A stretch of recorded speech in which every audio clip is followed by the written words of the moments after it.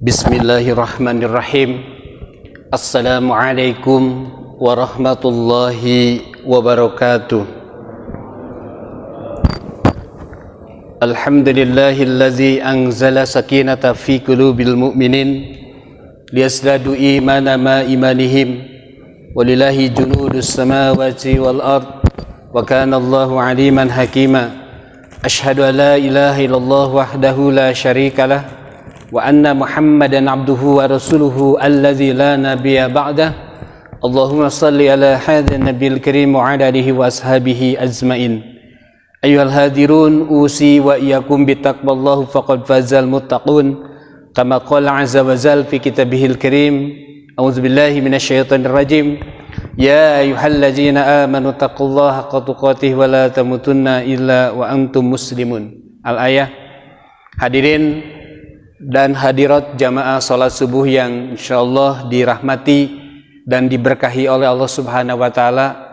Puji dan syukur marilah kita sama-sama kita panjatkan kehadirat Allah Subhanahu wa taala, tentu atas segala dan seluruh curahan nikmat yang tentu tidak terhingga Allah berikan, Allah limpahkan kepada kita. Wa in ta'udu nikmatallahi la tusuha. Apabila kita menghitung nikmat Allah, tentu kita tidak akan mampu menghitungnya, yang sangat luar biasa kepada kita. Salawat salam Allah, mudah-mudahan Allah limpah curahkan kepada junjungan kita Nabiyana Habibana Muhammad sallallahu alaihi wasallam, juga kepada para sahabat, para tabi'in, para tabi'in serta para pengikutnya. Mudah-mudahan termasuk kita di dalamnya yang iltizam atau komitmen terhadap risalahnya. Amin ya Allah ya Rabbal Alamin. Bapak dan Ibu hadirin rahimakumullah, baiklah, dalam kesempatan kuliah subuh kali ini insyaallah kita akan bahas materi tentang tazkiyatun nafs. Artinya bagaimana kita, ikhtiar kita, upaya kita dalam membersihkan diri. Tentu dalam hal ini adalah membersihkan diri daripada perbuatan dosa melalui taubat dan istighfar. Tetapi tentu yang akan kita bahas di sini adalah hal yang berkaitan dengan istighfar, ya. Sebuah upaya ikhtiar kita, permohonan ampunan kita, permohonan maaf kita kepada Allah Subhanahu wa taala. Ada ungkapan yang menyatakan, dan ini kan bukan hadis ungkapan ini, tetapi merupakan qaul, ya, merupakan ungkapan dari kalangan para ulama setelah menyimpulkan dari beberapa ayat dan hadis bahwa Allah menciptakan manusia sebagai makhluk al-khata' wa nisyan, ya gitu kan. Sebagai makhluk yang al-khata', Pak. Khata' itu artinya suka salah, ya. Wa nisyan, dan itu artinya suka lupa. Makanya manusia itu artinya makhluk yang pelupa begitu.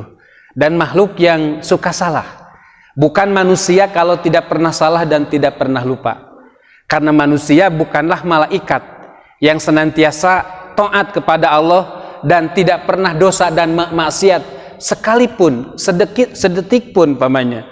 Malaikat itu kan sejak awal diciptakan sampai hari kiamat itu taat, ya, dan tidak pernah bermaksiat atau ingkar kepada Allah Subhanahu wa taala.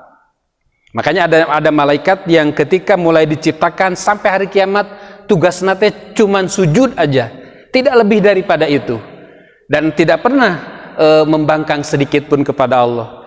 Dan juga tentu kita bukan iblis atau syaitan yang senantiasa berada dalam kemaksiatan, dalam dosa dan dosa kepada Allah. Nah, manusia itu kan, dan jin tentu ada yang istilahnya itu taat, dan juga ada juga yang bermaksiat kepada Allah Subhanahu wa taala. Lalu ada ungkapan Rasul, kullu ibnu Adam khata'un. Nah kan begitu. Setiap anak Adam, jadi kulu kan begitu. Kulu artinya seluruh. Kalau kulu itu kan berarti seluruhnya. Setiap anak Adam itu pasti berdosa. Lalu di sini disebutkan wa khairu khata'ina at-tawwabin. Nah, dan sebaik-baik yang berbuat dosa itu, di antara yang manusia yang berbuat dosa itu, yang terbaik itu adalah orang yang mau bertobat kepada Allah Subhanahu wa taala. Bertobat, beristighfar kepada Allah Subhanahu wa taala. Nah, lalu yang berikutnya, Ibnu Abbas radhiyallahu anhuma, Bapak Ibu sekalian, itu menyebutkan kepada kita bahwa setiap setiap kebaikan dan keburukan yang dilakukan oleh kita itu akan berdampak, akan ada asarnya, akan ada bekasnya, akan ada pengaruhnya dalam kehidupan. Di antaranya kata beliau, ketika seseorang melakukan kebaikan, maka akan memancarkan cahaya dalam hatinya. Satu, ketika seseorang melakukan kebaikan akan memancarkan juga aura cahaya di wajahnya. Jadi hatinya haturnuhun jazakallah, hatinya bercahaya, kemudian wajahnya juga bercahaya, walaupun wajahnya ya biasa-biasa saja, tapi efek daripada kelakuan dari perbuatan baik itu akan menimbulkan cahaya dalam hati. Makanya kan dalam hadis kan ketika saya sampaikan di sini beberapa waktu yang lalu, ya Rasulullah, dari sekian manusia nanti banyak nanti di padang mahsyar, ya, apakah bagaimana Anda mengenal umatmu? Kata beliau, aku akan dengan mudah mengenal umatku itu karena min asari sujud, karena bagaimana umatku nanti di akhirat itu bercahaya wajahnya itu karena terbiasa melakukan sujud, melakukan ibadah kepada Allah Subhanahu wa ta'ala. Demikian juga kebaikan, kembali lagi menimbulkan cahaya di wajahnya. Kemudian yang ketiga adalah akan meluaskan rizkinya, meluaskan rizki, ya, kata Ibnu Abbas. Kemudian yang keempat akan akan mendatangkan kekuatan di badan, karena mungkin ya bapak itu melakukan ketaatan sebelum kesini pamannya qiyamul lail, walaupun hanya 2 rakaat pamannya, 4 rakaat atau berapa rakaat aja pamannya, maka akan menimbulkan kekuatan di badan kita. Ya, jadi ada daya tarik untuk datang ke masjid untuk sholat berjamaah, kekuatan di badan. Kemudian juga akan yang berikutnya itu akan menimbulkan kecintaan di antara sesama manusia. Ini efek dari kebaikan, dari amal saleh. Tetapi sebaliknya, ketika seseorang melakukan sebuah perbuatan dosa, dia melakukan maksiat, maka yang pertama kata Ibnu Abbas, itu akan memekatkan hatinya. Hatinya terasa engap, begitu terasa berat gitu ya. Kemudian akan memuramkan wajahnya, walaupun wajahnya cantik atau ganteng pamannya, tapi wajahnya muram karena dia banyak dosa begitu. Kemudian juga yang ketiga akan melemahkan tubuhnya, berat mau melakukan amal soleh, berat mau melangkah ke masjid pamannya karena habis melakukan dosa. Makanya ketika Imam Asy-Syafi'i ditanya, kenapa saya begitu sulit bangun malam? Di antaranya boleh jadi pada siang harinya engkau melakukan dosa dan maksiat, karena perbuatan dosa itu akan menyebabkan seseorang berat untuk melangkah untuk menjalankan amal soleh, termasuk sholat malam pamannya. Akan melemahkan tubuhnya. Kemudian juga yang terakhir adalah akan ada 2 lagi, akan menyulitkan datangnya rizki dari Allah. Jadi sulitnya rizki dari Allah, ditahannya hujan dari langit, boleh jadi, bukan boleh jadi, ini diantaranya karena perbuatan dosa, dan akan menimbulkan kebencian di antara sesama manusia. Jadi kebaikan akan berbuah kebaikan, dan keburukan juga akan berbuah keburukan. Lalu yang berikutnya, Bapak Ibu sekalian, ketika kita suatu saat, tadi juga di awal kan pasti kita kena kulupa, kena kusalah dan sebagainya, maka tidak boleh membiarkan, Pak, hari ini kita khilaf, hari ini kita berdosa, maka hari ini kita kemudian bertobat kepada Allah Subhanahu wa ta'ala. Lihat surat 3 ayat 133, wasari'u ila magfiratim min rabbikum wa jannah. Bersegeralah kalian menuju magfirah, menuju ampunan. Jadi kudu gagancangan, ya, harus bersegera menuju magfirah dan menuju surga. Menuju surga itu adalah melakukan berbagai amalan surga. Alladzi samawati wal ard uiddat lil muttaqin, yang mana surga itu luasnya itu bagaikan langit dan bumi, yang disiapkan cek Sunda nama dicawiskeun pikeun jalma-jalma anu tarakwa diantaranya. Seperti yang dilakukan Nabi Adam kan begitu ya. Nabi Adam juga akhirnya kan Sebagai manusia beliau juga kemudian akhirnya melakukan dosa juga ya dengan Siti Hawa. Maka kontankan beliau itu bertobat, ya, memohon ampunan kepada Allah lewat doa yang terkenal, Rabbana dzalamna anfusana wa illam taghfir lana wa tarhamna lanakunanna minal khasirin. Jadi disalahkan pada dirinya sendiri. Rabbana dzalamna, ya Allah, sungguh kami telah mendolimi kami ya Allah. Wa in lam taghfir lana, seandainya engkau ya Allah tidak mengampuni kami, wa tarhamna, dan engkau tidak tenyaah ke abdi, tidak memberikan kasih sayang kepada kami, lanakunanna minal khasirin. Pasti ya Allah. Di situ lam taukid kata para ulama bahasa, bahwa kalau engkau tidak memberikan ampunan dan rahmat kepada kami, pasti kami akan menjadi orang yang merugi. Yang karena rahmat Allah lah kita kemudian diberikan ampunan, Pak, sehingga kita menjadi tenang karenanya. Bahkan kita melakukan dosa sebesar apapun pamannya, kalau kita mau bertobat kepada Allah, tidak usah khawatir, tidak usah takut, Pak. Insya Allah, Allah akan memberikan ampunan kepada kita. Bahkan dalam sebuah hadis qudsi kan, seandainya umatku umatku melakukan dosa sebesar apapun, ya, bahkan bukan hanya seseorang, seluruh umatku, ya, kemudian termasuk seluruh jin berdosa semuanya, lalu kemudian manusia dan jin itu memohon ampunan kepada Allah dalam waktu yang sama, maka niscaya Allah Subhanahu wa taala akan memberikan dan membukakan ampunan kepada kita. Bapak Ibu hadirin rahimakumullah, itulah manusia itu memang tidak luput dari dua hal, baik dan buruk, benar dan salah, dan akan berdampak begitu ya.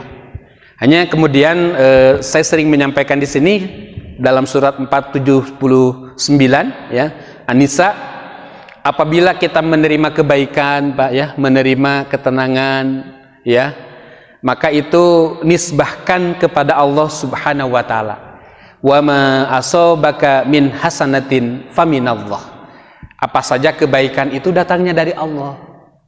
Wa ma asabaka min sayiatin famin nafsik. Dan apa saja yang datang kepada kalian berupa keburukan, nah, kalau keburukan bukan dari Allah, terjadi musibah, terjadi kecelakaan, terjadi kerugian, pamin nafsika kata Allah, itu mah karena ulah daripada tangan kalian sendiri. Diperkuat dengan ayat lain pamannya ya, dalam An-Nahl 53, wa ma bikum min nikmatin faminallah wa ma asabaka min sayiatin famin nafsik, sama, hampir sama redaksinya. Dan apa saja nikmat pasti dari Allah, dan apa saja keburukan ya, kecelakaan karena kalian. Dan itulah sifat penghambaan itu begitu, Pak. Ada kenikmatan, ada rizki, ada ketenangan, nisbahkan, itu semua dari Allah. Ada musibah, ada kecemasan, ada keguncangan, ada kesedihan, dikarenakan ulah daripada dosa kita. Dan ini sifat penghambaan yang sejati, itu yang harus dilakukan. Bapak Ibu sekalian, karena Rahman dan Rahim Allah Subhanahu wa taala, sesungguhnya makanya kenapa dalam Islam itu kan kita mengenal hukum jinayah ya, hukum zarimah, ada yang disebut dengan hudud pamannya ya. Ya, seperti kan kita dengar dalam hukum Islam itu orang yang membunuh dibunuh lagi nyapanya. Ini kan hukum Islam ya. Ini jangan dikubur ya Pak ya. Ayat-ayat tentang ini juga jangan kemudian kita pisahkan, kita simpan dalam-dalam gitu. Jangan sekali-kali dibuka ayat tentang ini. Harus kita pahami. Kenapa ada orang yang membunuh harus dibunuh lagi gitu ya. Dan kategori membunuh juga kan beda ya. Ada orang yang berkelahi pakai senjata, kan itu sama-sama punya tujuan membunuh. Salah satu meninggal ya, dikisos ya. Kisos itu artinya al-mumasil, artinya setimpal, bunuh lagi. Tapi juga ada orang yang sebetulnya hanya mukul seperti orang tua, nyepret anaknya. Tapi karena kagetan sebagainya mati gitu, itu juga kan pasti ada hukumannya. ya mau memukul tapi tidak ada niat untuk membunuh, ada kategori hukumannya. Ada lagi bapak melempar jambu, pamannya ya, buah mangga dilempar ke batu, tiba-tiba mengenai kepala orang, mati juga gitu. Dihaja atau tidak sengaja, itu juga ada hukumannya, dari mulai yang paling berat sampai yang paling ringan. Tetapi kata Allah, walakum fil qisasi hayatun ya ulil albab la'allakum tattaqun. Ya, sesungguhnya dalam kisos itu ada jaminan kehidupan bagi orang-orang yang memiliki akal, kata Allah. Makanya kenapa juga Pak, orang yang membunuh dibunuh lagi dalam hukum Islam. Ada orang yang berzina, kalau yang zinahnya itu gadis dan jejaka belum nikah, itu namanya ghair muhson. Hukumannya kan dengan cara istilahnya fajlidu, ya, dicambuk 100 kali lalu dipenjara 1 tahun. Kalau kayak bapak-bapak mah ya, yang sudah punya istri, sudah punya suami, janda atau duda, itu namanya zina muhson. Itu makan sampai dirajam itu sampai dilempar dengan batu dulu Maya sampai meninggal. Kemudian kan ada yang mencuri, kudu dipotong tangan, ya. Wasariku wasyariqatu faqta'u aydihuma, dipotong tangan. Kemudian azaniatu wazani, ya, orang yang berzina fazlidu, nah digilid begitu. Tapi kalau pada saat mencuri itu laki-laki yang didahulukan begitu. Ayatnya itu wasariku wasariqatu. Tapi pada saat zina itu dibalik oleh Allah itu. Az-zaniyatu waz-zani, kan begitu. Perempuan yang berzina dan laki-laki yang berzina, nah hukumlah dia. Ini menunjukkan bahwa peluang perbuatan zina itu banyak dimulai dikarenakan perempuan, Pak. Karena menggoda dan sebagainya, karena merayu dan sebagainya begitu. Nah itu. Nah, mengapa Allah adakan hukum-hukum seperti itu? Disitulah ada jaminan kehidupan, disitulah ada jaminan keselamatan manusia, dan ada tazkiyatun nafs, disitulah ada pembersihan. Dalam artian gini Pak, seorang sahabat tanya, ya Rasulullah, celaka saya, apa yang membuatmu celaka? Saya pernah, ada yang mengatakan saya pernah mencuri, ada yang saya berzina dan sebagainya. Maka kemudian dia menyerahkan diri kepada Rasul untuk dihukum. Lalu dia tanya, ya Rasul, kalau saya dihukum seperti itu, apakah saya nanti bebas nanti pada saat di akhirat? Betul. Dengan seseorang ditegakkan hukum kepada dirinya, maka dia akan terbebas nanti di akhirat, Pak. Artinya seperti berzina mendapatkan hukuman seperti itu karena menunjukkan bahwa perbuatan itu memang ini ya, ngeri gitu ya Pak. Ya. Wala taqrabu zina, kan begitu, jangan mendekati zina, innahu kana fahisyah, karena itu perbuatan yang sangat keji, wa sa'at sabila, dan merupakan jalan yang sangat buruk. Nah itu. Tapi ya kalau ya dalam lingkup dalam gini, kalau pamannya syariat Islam gitu ya Pak ya, seperti di Timur Tengah, mungkin di Saudi dan sebagainya. Tapi jangan coba-coba orang yang melanggar seperti itu kemudian kita jatuhi hukum Islam gitu ya, jangan. Di negara seperti kita, negara Pancasila, itu tidak boleh ya mendirikan kayak gitu. Maka pernah terjadi kan dulu ketika ada laskar jihad kan begitu katanya ya, di Maluku sana ada salah seorang anggotanya yang melakukan dosa dan sebagainya, dia dihukum dan akhirnya orang pemimpin yang menghukumnya itu ditangkap oleh aparat begitu. Ya memang tidak bisa begitu. Atau bagaimana sekarang di negara kita kan ya, banyak yang korupsi tapi tidak dipotong tangan, banyak yang berzina, bukannya dihukum malahan didaftarkan ke KUA gitu ya, didaftarkan ke KUA. Nah ini juga masalah Pak ya. Memang ulama itu ya, pamannya kalau pamannya imbi'ah terjadi, pamannya laki-laki dan perempuan kemudian berzina, kemudian akhirnya kan didaftarkan ke KUA gitu ya, untuk katakanlah untuk dinikahkan begitu. Maka memang kalau dalam fikih Islam itu umumnya gitu ya, umumnya itu kebanyakan itu maka yang menjadi wali itu tidak boleh daripada suaminya, daripada itu gitu ya, tetapi harus wali hakim. Wali hakim itu diantaranya diambil alih oleh kepala KUA atau tokoh ulama, ustadz namanya, bisa menjadi wali hakim begitu. Tetapi dalam kompilasi hukum Islam itu diperbolehkan Pak. Dalam artinya dari pemahaman kompilasi hukum Islam di negara kita itu akhirnya diperbolehkan si laki-lakinya yang pernah menzinainya itu, punten, ayah daripada itu, yaitu untuk kemudian dinikahkan ya. Punten, termasuk juga dia suatu saat itu ayahnya itu menjadi wali, maksud saya menjadi wali terhadap bayinya itu, kalau bayinya itu atau anaknya itu nanti perempuan. Kalau laki-laki maka tidak perlu wali gitu.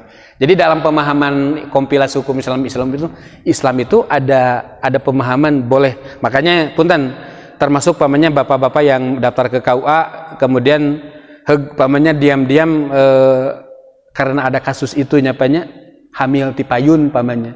Maka akhirnya kepala KUA akan mengizinkan bapaknya itu atau suami laki-laki itu menjadi, ataupun walinya itu ayah daripada ibunya itu menjadi wali pamannya. Memang kompilasi hukum Islam di negara kita membuka celah ke sana, Pak. Nah itu. Bapak Ibu sekalian,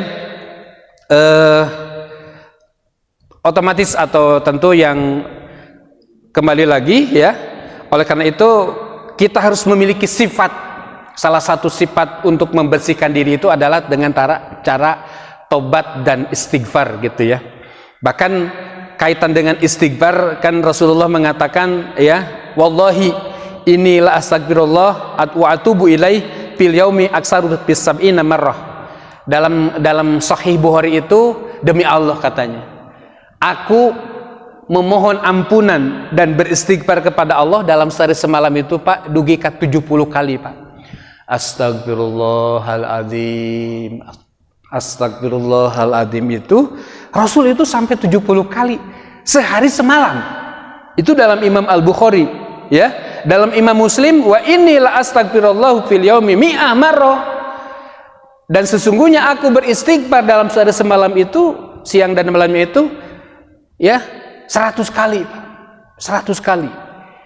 Artinya beliau saja yang dimaksum, memiliki ismah, terjaga dari perbuatan dosa, toh beliau mencontohkan kepada kita itu untuk memperbanyak istighfar, Pak.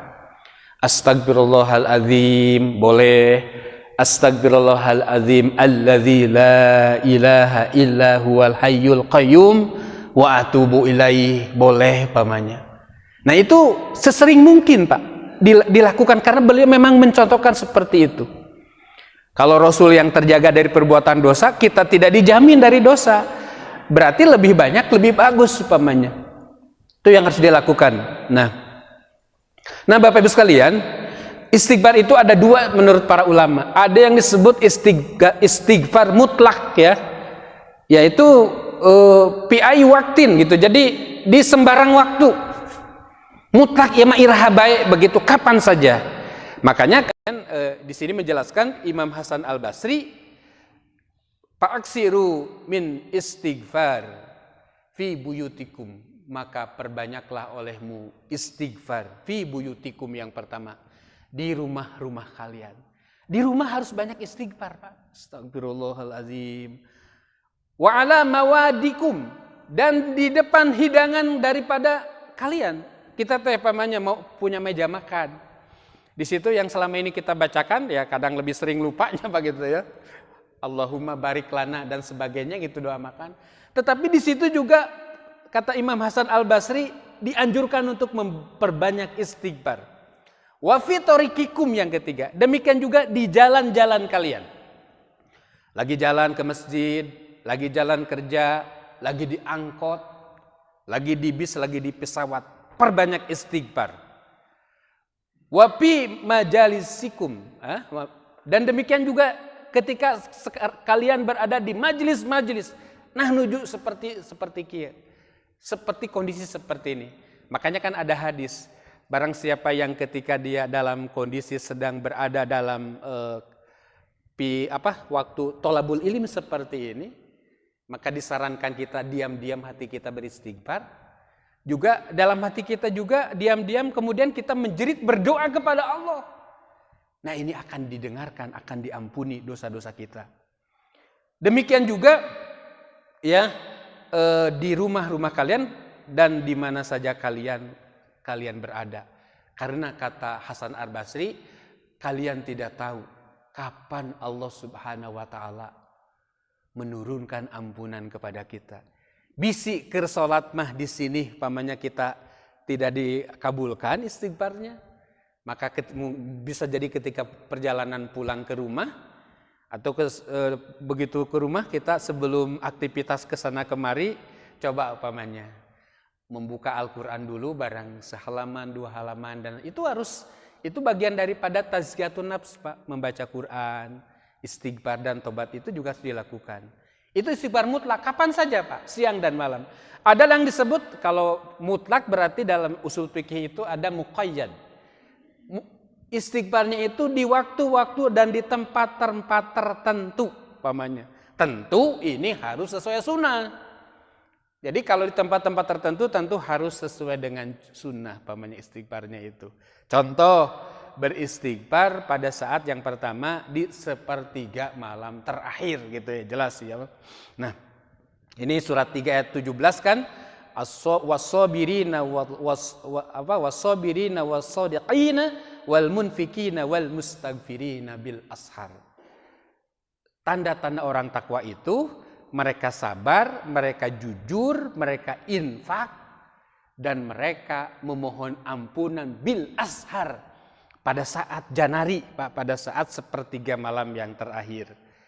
Kemudian surat Az-Zariyat ayat 18, wabil ashari hum yastaghfirun. Orang-orang yang bertakwa itu pada saat janari mereka banyak beristighfar. Yang terbaik yang pertama istighfar 1/3 malam yang terakhir. Bahkan Nabi Yakub mengerahkan putra-putranya, tentu ketika kehilangan Yusuf gitu ya.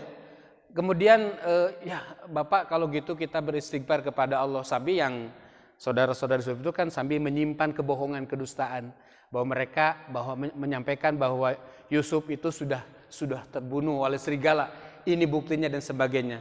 Padahal Nabi Yakub itu tahu, diberitahu oleh Allah, Yusuf masih hidup dan ada dalam penjagaan Allah. Kemudian mereka mengusulkan bertobat kepada Allah, semu itu ya, pura-pura. Nah, lalu kemudian Yakub itu kemudian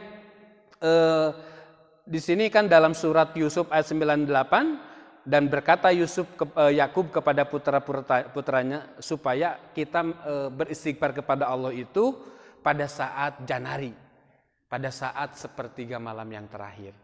Nah, ditopang oleh hadis yang sangat terkenal, hadis muttafaqun alaih, Bukhari Muslim, kan yunazzalu rabbuna ila samai.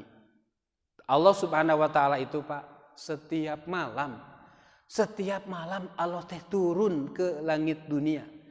Ya, pada saat malam 1/3 malam yang terakhir, ya. Kemudian Allah itu berfirman, Allah itu menantang kepada kita, man yad'unani fa astajib lahu. Barang siapa yang berdoa kepadaku, fa astajib lahu, pasti akan dikabulkan. Wa may yas'aluni fa'atiyahu. Barang siapa yang meminta pada saat janari tadi bakal diberikan. Wa may yastaghfiruni faghfir lahu. Dan barang siapa yang memohon ampunan maka akan diampuni. Makanya cek bahasa Sunda nama 1/3 malam terakhir itu Pak, no beberumna ketika kita berdoa. Saat yang terbaik ketika kita berdoa. Punten, di dalamnya juga beristighfar ya. Kemudian yang kedua kapan kita beristighfar? Sunahnya itu tentu setelah kita terlanjur melakukan perbuatan dosa Pak. Jadi engkewe nanti aja pamannya, nanti sajalah di masjid, nanti aja pamannya kalau sudah tua, nanti aja kalau haji dan umroh. Tidak Pak.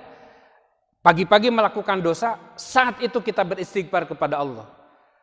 Siang hari kita melakukan dosa, maka pada saat itu kita melakukan tobat kepada Allah dengan beristighfar. Lihat surat 3 ayat 135. Walladzina idza fa'alu fahisatan aw dzalamu anfusahum dzakrullah. Dan orang-orang yang apabila dia mendolimi diri sendiri Pak. Jadi ketika melakukan dosa, Allah membahasakannya itu ketika melakukan dosa teh mendolimi diri sendiri. Karena memang ketika dosa ya kita yang rugi. Kayak dalam hadis qudsi kan kita beramal, kita iman semuanya, taat semuanya. Allah mual untung, tidak akan bertambah kekuasaan Allah.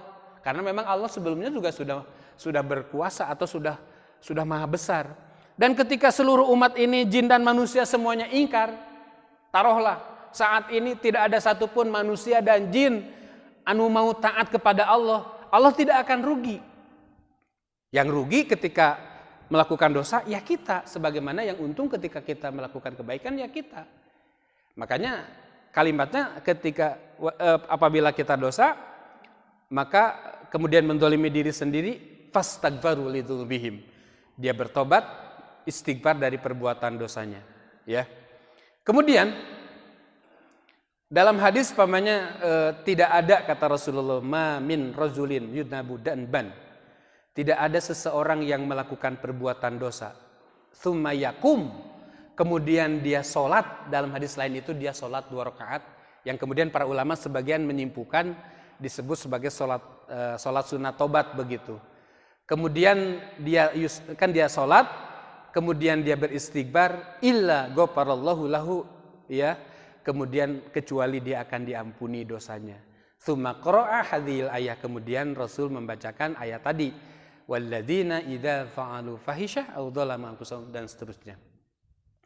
Lalu yang ketiga, Pak, kapan kita beristighfar, kapan kita bertobat, yaitu pada sholat itu pada saat kita ruku dan sujud, Pak. Coba, ya. Pada saat ruku dan sujud itu beliau mengatakan, ma sholat Nabi sallallahu alaihi wasallam aynuzila alaihi wa idza jaa wa idza jaa nasrullah wal fath ila yakumu fiha subhanaka rabbana wa bihamdika Allahumma gfirli, ya. Jadi tidaklah Nabi pada saat turun ayat di sini idza jaa nasrullah, ya, kecuali beliau mulai saat itu dalam ruku dan sujudnya itu membaca subhanaka Allahumma rabbana wa bihamdika, di akhir ayat Allahumma gfirli. Itu menjadi salah satu opsi, Pak, dalam bacaan ruku dan sujud. Jadi bacaan itu subhanaka Allahumma rabbana wa bihamdika Allahumma gfirli, kadang ulah tibalik, ya, tertukar dengan doa kifaratul majlis, hampir mirip. Subhanaka Allahumma rabbana wa bihamdika asyhadu alla ilaha illa anta astaghfiruka, di akhir wa atubu ilaik. Hampir jangan terbalik. Nah, itu doa yang paling sahih, Pak. Jadi kalau ditanya, Ustaz, doa mana ruku dan sujud yang paling sahih? Yang diriwayatkan oleh Imam Al-Bukhari dan Imam Muslim, itulah doanya. Subhanaka Allahumma rabbana wa bihamdika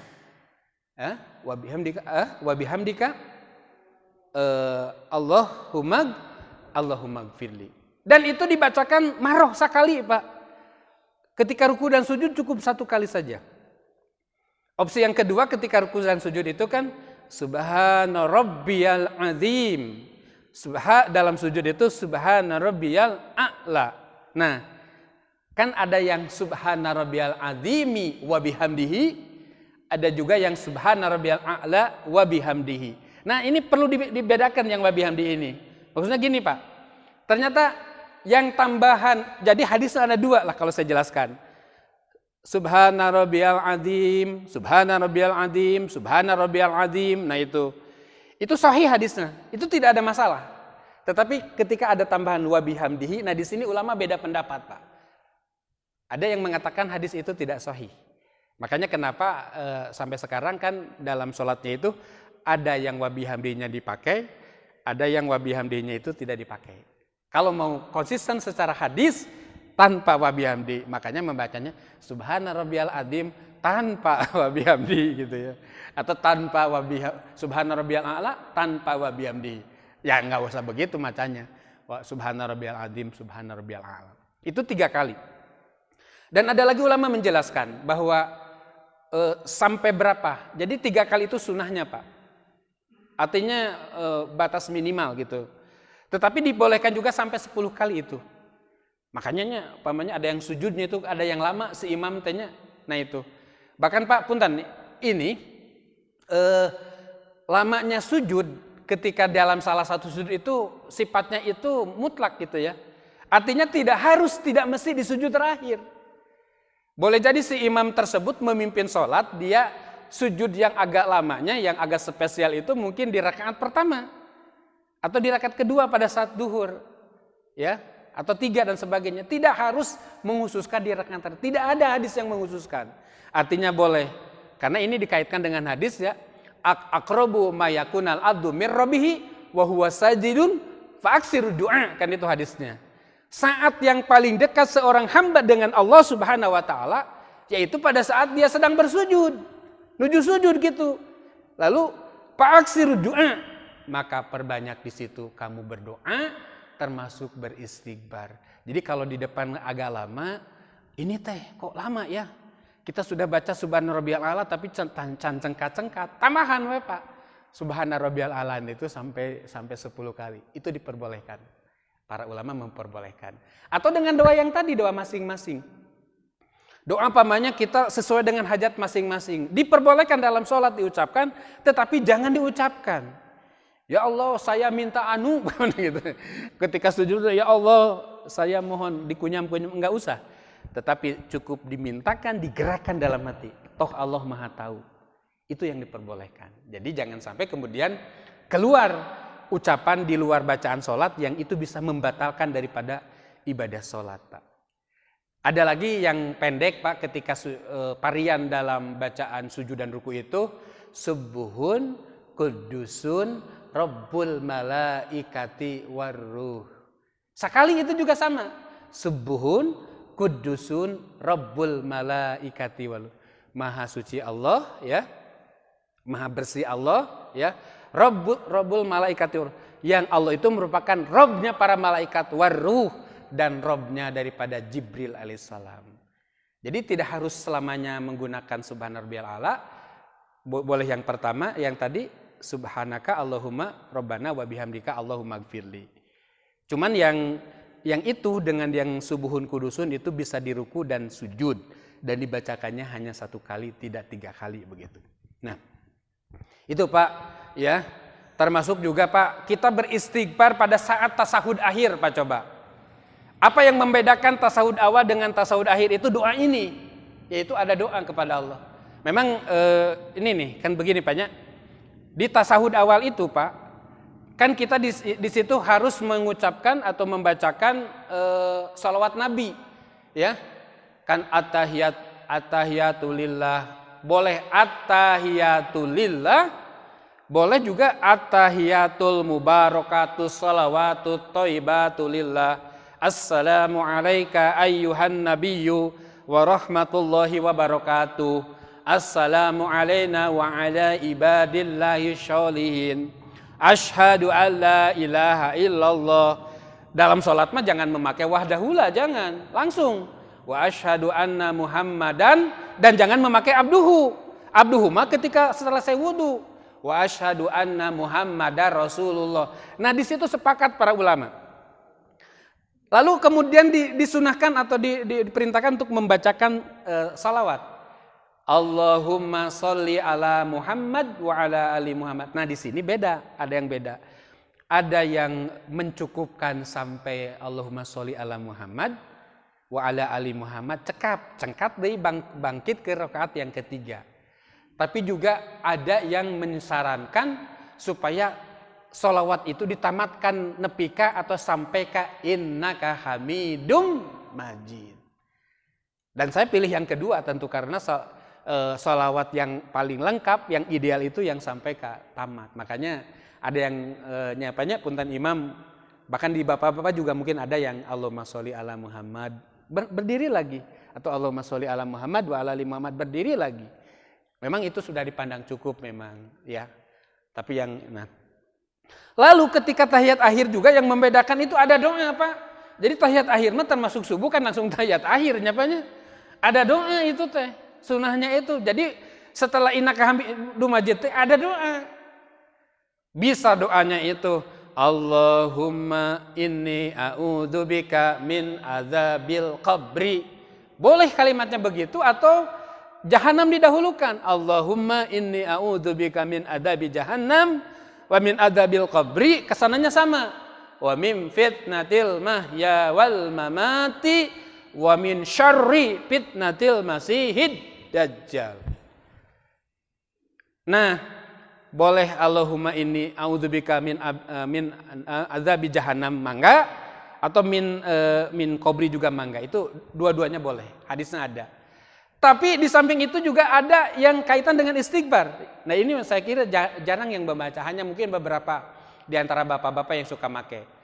Allahumma inni dzalamtu nafsi zulman katsira wa la yaghfiru dzunuba illa anta faghfirli maghfiratan min indika rabbana innaka raufur rahim atau innaka ghafurur rahim punten. Dzalamtu nafsi, itu di kalimat itu, ya Allah sungguh kami telah mendolimi diri kami. Ini artinya istighfar kita kepada Allah. Apalagi di akhir kalimat faghfirli di situ. Ada lagi yang pendek, Pak. Ada lagi yang pendek. Dan itu bukan 3, banyak bacaan sebelum salam itu. Mangga silakan buka. Hadis-hadis contoh Rasul semuanya sahih. Doa sebelum salam. Yang terpendek mah kalimatnya cuma 3. Allahumma inni a'udzubika minal ma'sam wal maghram. Allahumma, ayo langsung Bapak hafal jananya. Allahumma inni a'udzubika minal ma'sam wal maghram. Ya Allah, aku berlindung kepadamu minal ma'sam. Ma'sam itu artinya dari dosa, wal maghram, dan dari utang, Pak. Jadi mohon ampunan beristighfar dengan kalimat seperti itu kepada Allah dari dosa, dan juga mohon ampunan supaya dibebaskan daripada utang. Itu juga ada doanya di salah satu variasi di rakaat akhir sebelum salam. Allahumma inni a'udzubika minal ma'sam wal maghram. Nah itu Pak, beristighfar sebelum sholat. Ada lagi Pak, yang jelas seperti tadi jelas. Seperti bapak-bapak, kalau imam kan ketika selesai mengimami, sunahnya dia itu satu menghadap ke utara, kaditu tanya Paknya, sunahnya begitu. Yang kedua sunahnya menghadap jamaah ke sini. Dan juga boleh ke sini Pak, agak miring atau ke sini gitu boleh. Artinya bedakan antara dia ketika sholat menghadap kiblat dan ketika wiridan dia nyangigir ke sini sehingga jamaah bisa melihat pinggir ini gitu ya, sebelah kanan. Atau Rasul juga mencontohkan boleh ke sini begitu. Makanya Rasul itu kan suka ngecek ya. Ketika habis sholat itu, ketika satu saja jamaah sahabat itu tidak ada, itu langsung ditanyakan. Luar biasa pemimpin seperti itu. Sholat berjamaah mimpin pamannya. Kemana si Fulan gitu ya. Kemana si Fulan kok tidak ada? Sakit ya Rasulullah. Doakan yuk. Kita takziah yuk, atau kita tengok pamannya. Nah, kemana si Fulan senantiasa begitu. Dilihat begitu Rasul itu seperti itu. Beristighfar Pak, kenapa kita habis sholat kita beristighfar? Karena peluang berbuat dosa, para ulama menjelaskan hikmahnya peluang berbuat dosa, jangankan di luar sholat, lagi sholat juga peluang dosa teh aya. Mungkin malaweng ya Pak ya, pikirannya kemana kemari, mungkin kurang ikhlas, mungkin juga tidak nyunah sholatnya, banyak hal. Makanya astagfirullahaladzim, astagfirullah. Ini hadisnya, ida insorof minas sholah istaghfiru salasan. Hadis riwayat Muslim. Apabila beliau selesai sholat, maka beliau beristighfar 3 kali. Demikian juga Pak, kita yang ketujuh, kita beristighfar sehabis dari kamar mandinya. Kamar mandi kan dimulai dengan kaki kiri. Allahumma inni a'udzubika minal khubusi wal khaba'is. Ya Allah, aku berlindung kepadamu dari jin ya. Jadi nama jin atau setan itu ya, ada yang disebut hubus dan khobais, itu yang istilahnya ngagege di kamar mandi gitu. Berlindung kepada Allah. Nah, ketika keluar disunahkan untuk melangkahkan kaki kanan dengan doa yang pendek, gufronaka. Aku mohon ampunan kepadamu. Artinya sama maknanya dengan istighfar, Pak. Gufronaka seperti itu. Nah, di kamar mandi itu kita bermohon, artinya kan kita mohon, ketika kita ini para ulama menjelaskan, ketika kita habis punten buang air kecil pamannya, kita kan merasa lega nyapanya, Allah bersihkan diri kita dari najis. Nah, tetapi juga kita mohon bukan hanya jasmani saja yang dibersihkan oleh Allah, tetapi ruhani juga dibersihkan. Makanya maknanya doanya gufronaka. Kemudian yang ke-8 ya, setelah ini bagi yang setelah wukuf ya, setelah wukuf dan tarwiyah di sini itu ya,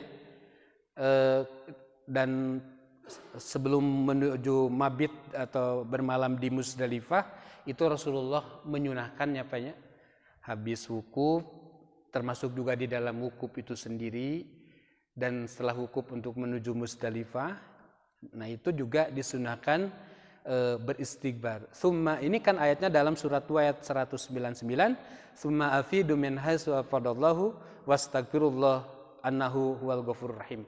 Jadi memang disarankan seperti itu. Lalu yang ke-9 itu Pak, setelah selesai sholat, anehnya apanya? Punten, setelah selesai kemenangan dalam peperangan.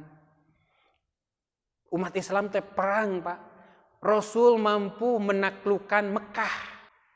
Peristiwa Futuh Makkah yang beliau selama 13 tahun terusir atau hampir 10 tahun ya. Artinya keluar dari situ maksudnya.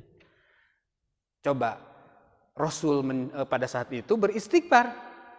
Lihat ayatnya An-Nasr ayat 1 sampai 3. Kan idza zaa nasrullahi wal fath wa ra'aitan nasa yadkhuluna fi dinillahi afwaja. Kamu lihat orang-orang setelah pada saat Futuh Makkah itu masuk Islam dengan berbondong-bondong.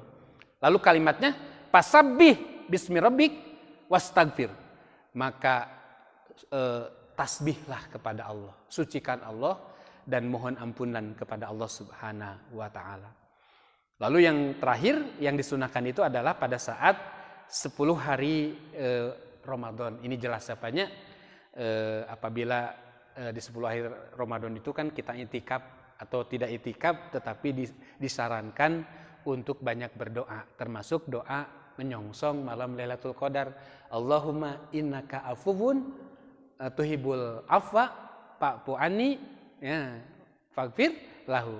Di situ kan kalimatnya ampuni kami ya Allah ya. Lalu Bapak Ibu sekalian, di antara ucapan istighfar itu ada ucapan istighfar yang paling top Pak. Kalau ditanya, Ustaz, mana istighfar yang paling hebat yang diajarkan oleh Rasulullah? Inilah yang kita kenal dengan Sayyidul Istighfar. Dan ini disunahkan dibaca baik pagi maupun petang. Termasuk juga malam boleh. Ini disebut penghulunya, pemimpinnya ucapan istighfar. Dan ini istighfar yang terbaik. Allahumma anta rabbi, la ilaha illa anta, khalaqtani wa ana abduka wa ana ala ahdika wa wa'dika mastata'tu a'udzubika min syarri ma sanatu abu'u laka bi ni'matika ala bidami faghfirli fa innahu la yaghfiru dzunuba illa anta. Itu doanya, mangga dihafalkan, gampang tinggal dibuka di sudah diarahkan enggak apa-apa. Ngaji di internet lihat arahkan sudah bahwa hadis itu sahih dan itu yang terbaik dalam istighfar. Hafalkan. Baca pagi maupun petang. Makanya gininya ada dalam kitab maksuratnya banyak, dalam buku kecil maksurat yang dikumpulkan oleh Imam Hasan Al-Banna, itu dimasukkan ke dalam buku kecil ya, dan kita di sana di doa itu ada, atau dalam karangan kumpulan zikir juga banyak, ada doa Sayyidul Istighfar. Nah itu Pak. Yang terakhir Bapak Ibu sekalian, tentu insya Allah 5 menit lagi. Apa yang menjadi keutamaan kita beristighfar Bapak? Buahna naon wae, hasilnya apa saja? Bapak Ibu sekalian, ini yang pertama tentu adalah apa yang dilakukan oleh Umar bin Khattab ketika dilanda kemarau panjang. Amirul Mukminin didatangi oleh masyarakat, ya Amirul Mukminin, sudah berbulan-bulan kita kemarau, tidak ada hujan, air tidak ada, binatang-binatang kurus dan banyak yang meninggal, banyak yang mati pada saat itu. Maka tolong ya Amirul Mukminin, nyebutnya itu Amirul Mukminin kepada Umar itu satu-satunya khalifah. Panggilannya itu Amirul Mukminin, tolong pimpin kami untuk melakukan sholat istisqa. Jawaban Amirul Mukminin, tidak usah kita sholat istisqa. Silahkan bersihkan diri, pulang silahkan ke rumah masing-masing. Perbanyak istighfar, kata Umar bin Khattab. Karena yang menyebabkan disumbatnya hujan dari langit itu karena perbuatan dosa. Dan dosa itu hanya bisa dibersihkan dengan istighfar. Jadi pada saat kemarau panjang, Umar bin Khattab menyarankan memperbanyak istighfar. Al-Qurtubi menjelaskan riwayat dari Ibnu Sobah, ini tabi'in ya. Jadi punten, Ibnu Sobah menjelaskan seorang Hasan Al-Basri, Pak. Hasan Al-Basri itu boleh dibilang seorang tabi'in terbaik. Karena beliau mendapatkan tempaan pendidikan dari sahabat-sahabat terbaik juga. Beliau diajarkan oleh Ali bin Abi Thalib, oleh Umar Utsman, oleh Ibnu Abbas dan sebagainya. Lahirlah kemudian Hasan Basri, tabi'in, angkatan kedua. Tapi Hasan Basri ini tidak ketemu Rasul karena makanya disebut tabi'in. Didatangi oleh rakyat dengan berbagai macam problem. Kan beliau itu seorang syekh, seorang ulama. Ada yang datang mengeluh kepada Hasan Al-Basri tentang kemiskinan. Ya Imam, ya Syekh, saya ini kok hidup ini kok begini saja, tidak ada kemajuan. Imam Hasan Al-Basri mengatakan, perbanyak istighfar. Datang lagi kepada Imam Hasan Al-Basri orang yang mandul. Ya Imam, ya Syekh, saya udah nikah 3, 4, 5 tahun tapi belum juga kunjung punya anak, punya momongan. Jawaban beliau, beristighfarlah. Ada lagi yang datang, ini ya imam saya, ini udah lama. Banyak sholat, belum kunjung punya jodoh juga. Bapak ibu punya anak, hampir 30 tahun belum menikah wae. Disarankan juga oleh Imam Hasan Al-Basri, banyak istighfar. Karena boleh jadi kan jodoh juga rizki, Pak. Yang menghalangi datangnya jodoh, rizki itu karena dosa. Bukan saja dilakukan oleh anak kita, boleh jadi juga dilakukan oleh kita. Makanya anak dan bapaknya perbanyak istighfar, kata Imam Hasan Al-Basri. Ada problem yang lain, kesulitan, perbanyak istighfar. Lalu yang ketiga, bahwa Allah menjamin dalam surat Al-Anfal, surah Al-Anfal 33, wa ma kana Allahu mu'adzibahum wa hum yastaghfirun. Allah tidak akan menyiksa kalian selama kalian banyak beristighfar. Jadi Bapak lamun orang banyak beristighfar moal diazab itu. Wa makan, ini janji Allah. Wa makana mu'adzibahum wa hum yastaghfirun. Dan tidaklah Allah akan mengazab kalian selama kalian banyak beristighfar. Lalu yang keempat, ini janji Rasul atau janji yang diucapkan beliau. Man aksarul istighfar, barang siapa yang memperbanyak istighfar, ja'alallahu min kulli hammin farjan, maka Allah akan menjadikan hammin, Pak. Ham itu artinya kecemasan dengan ketenangan. Jadi lamun orang merasa cemas, deg-degan wae, stres, Pak. Perbanyak istighfar solusinya. Yang kedua, wa min kulli dhaikin mahrojan, dan dari kesempitan, kesumpekan, alam dunia teh asa sempit dan sebagainya, beristighfar. Wa yarzuquhu min haitsu la yahtasib. Dan Allah akan memberikan rizki kepada orang yang banyak beristighfar, rizki dari jalan yang tidak disangka-sangka. Makanya kemarau panjang juga terjadi dan bencana juga terjadi pada zaman Nabi Hud. Maka Nabi Hud, coba lihat dalam surat Hud ayat 52. Wa ya qaumi, hai kaumku yang sekarang diperingatkan oleh Allah Subhanahu wa taala, istaghfiru rabbakum. Hendaklah kalian banyak memohon istighfar kepada Tuhanmu, summa tubu ilaihi, kemudian kalian bertobat kepadanya, yursilu samaa alaikum midrara. Nanti Allah akan menurunkan kepada kalian hujan midrara dengan deras, Pak. Wajidkum quwwatan ila quwwatikum wala tatawallau musbirin. Surat Hud ayat 52. Dan Allah akan memberikan kekuatan kepada fisik kalian dan janganlah kalian menjadi orang-orang yang banyak berbuat dosa. Jadi Nabi Hud juga sama, Pak. Ketika dihadapkan masyarakatnya, umatnya dilanda bencana termasuk juga kemarau, maka solusinya Nabi Hud, istaghfiru rabbakum innahu kana ghafara. Berbanyak istighfar, nanti Allah akan menurunkan kepada kalian hujan. Bahkan di sini dalam surah surat Nuh ayat 15 sampai 17 itu kan di samping hujan yang deras juga akan diberikan harta, rizki dan keturunan dan juga suburnya kebun-kebun. Ini karena melakukan istighfar.